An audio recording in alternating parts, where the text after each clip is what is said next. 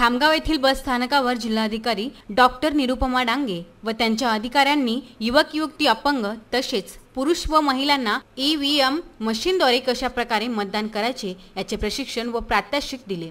या प्रसंगी जिल्हाधिकारी डॉक्टर निरुपमा डांगे यांनी ईव्हीएम मशीन व व्हीव्हीपॅट मशीन संदर्भात विस्ताराने माहिती दिली। राज्य निवडणूक आयोगाच्या आदेशानुसार व्हीव्हीपॅट मशीनचे प्रात्यक्षिक दाखवून नागरिकांमध्ये जनजागृती केली। मतदाराने कोणत्या पक्षाच्या उमेदवाराला आपले मत दिले हे व्हीव्हीपॅट मशीनवर 7 सेकंद दिसणार असून त्याची पावती सुद्धा मिळणार असल्याचे प्रात्यक्षिकाद्वारे करून दाखविले।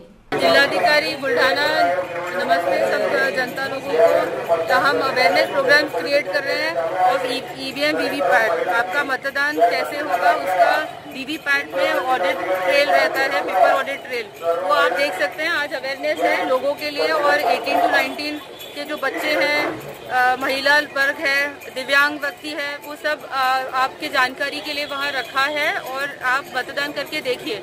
आप खुद देख सकते हैं कि जिसको आपने वोट दिया है वो वीवीपैट में आपको दिखेगा।